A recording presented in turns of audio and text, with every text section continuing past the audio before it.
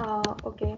So, we have previously seen that we can have a common framework for any DFA, which includes the meet operator, transfer function, boundary condition, and direction. And we also saw live variable analysis and reaching definition analysis. So basically, in these modules, we try to fit these live variable analysis and reaching definition analysis in the common framework that we have set up for DFA previously.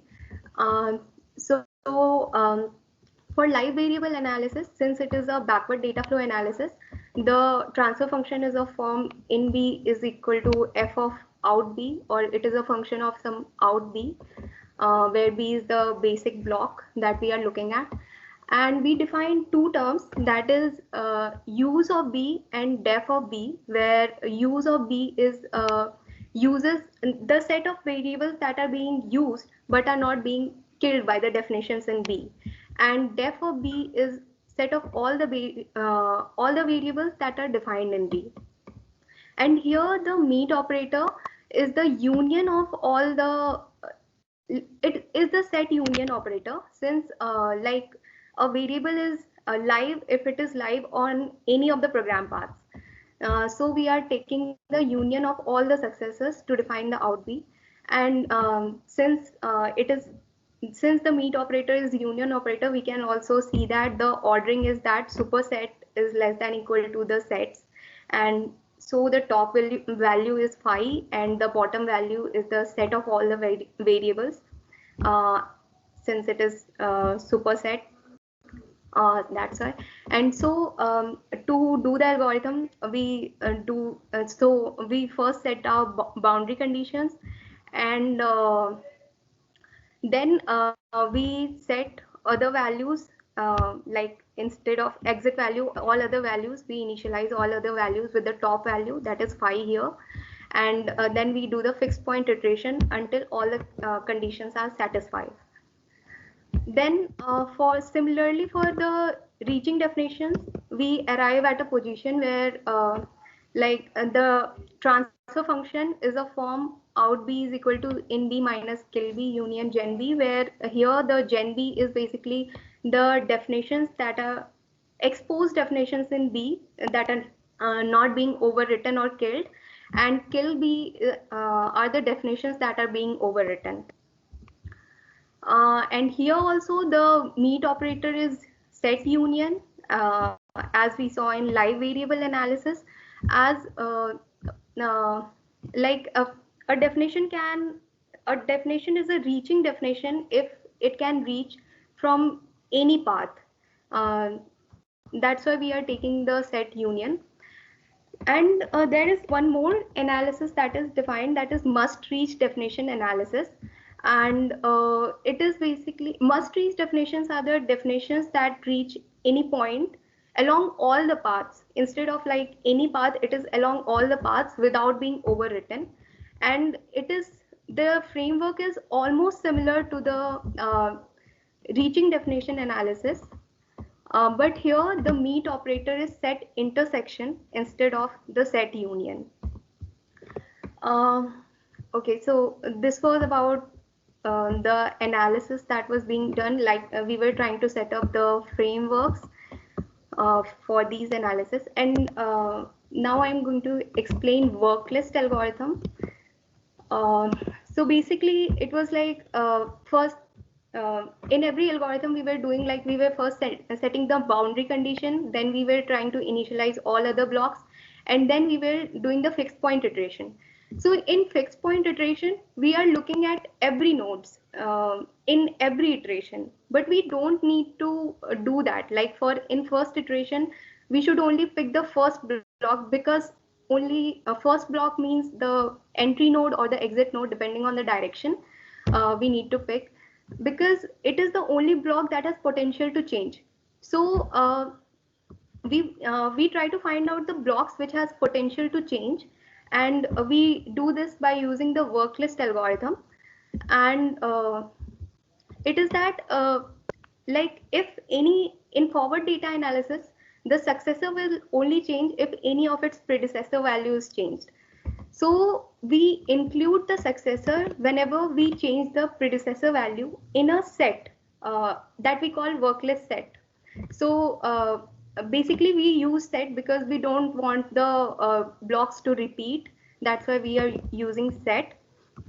And we continue doing that until our worklist set becomes empty. So the termination condition is that the set should become empty, and initialization we basically do with the either the entry node or the exit node, depending on the boundary condition or direction. And also, if there are like multiple blocks and we need to choose any we can choose any block, but it won't be the most efficient solution, as the successor might repeat if the predecessor is sorry, predecessor is being changed again and again.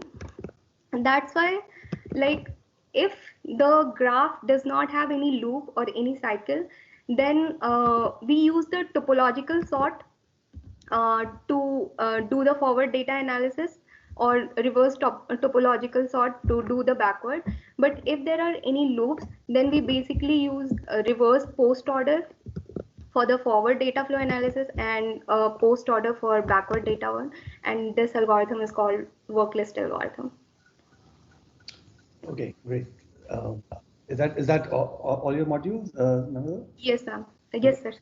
Thank you. That was a very nice summary. Who wants to go for the other two modules, 95 to 96?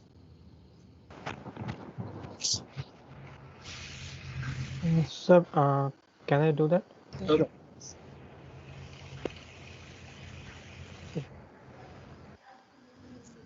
So what, you're going? Yeah. Yes. So who's doing this? Vaibhav. Is it? Okay. So in the module 95th, we started with the foundations of the data flow analysis. So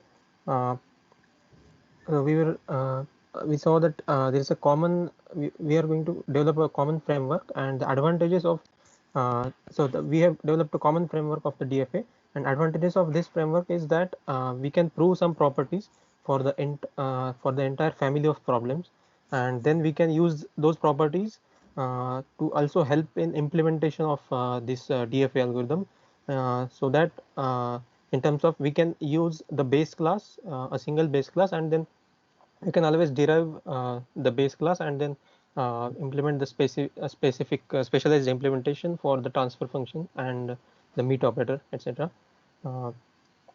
So the data flow problems, we are characterizing them by three tuple, f, v, and the caret symbol, which is representing the meet operator. So we say that a semi-lattice is consisting of these two tuple, a v and the meet operator. The v is the domain of values, set of domain of values, and caret is the meet operator, and capital F is the family of transfer functions from the domain capital V to the capital V domain of values.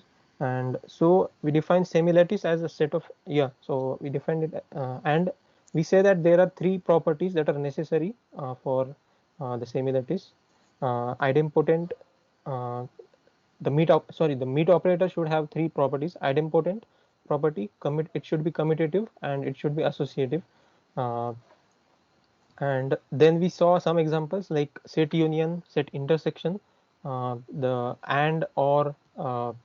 So each of these has different domains, but those can be stated as satisfying these three properties for the semi-lattice, mean and max functions. And then we saw some examples which do not satisfy these properties. For example, add, subtract, and multiply on integer domains. Later we saw an example for semi-lattice, and we say that the ordering can be determined by the given meet operator, and we saw an example of this. And after that, so set union and set intersection were examples, and after that we see some of the properties of semi-lattice. For example, uh, uh, yeah, just a minute. Yeah, so we define the top symbol such that x meet operator with top symbol should be equal to x for all such x.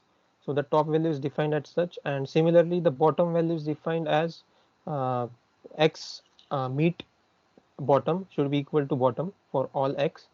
And then we get we saw a similarities diagram, which is basically a picture of the partial ordering, and the similarities representation is such that yeah, so basically we saw that we can define partial order through the meet operator, and the formal definition is goes like this. So a is less than or equal to b, a is order less than equal to b if and only if a meet with b is equal to a. So this is the way through which we will be able to get the mapping for the ordering if we are given the partial order, if we are given the meet operator. And we saw that the converse is also true in this case, that we can also get the uh, so from partial order we get the meet operator, and from meet operator we can also go to the partial order. And the definition goes for, so from ordering to the meet operator, the definition goes like this. If a meet operator b is equal to c, then a meet with b is equal to c if and only if we can find some c which is less than or equal to a, which is also less than or equal to b, and it is confirmed that there does not exist any d other than c such that d is in between c and a and b. So basically d is less than or equal to a and less than or equal to b. Later uh,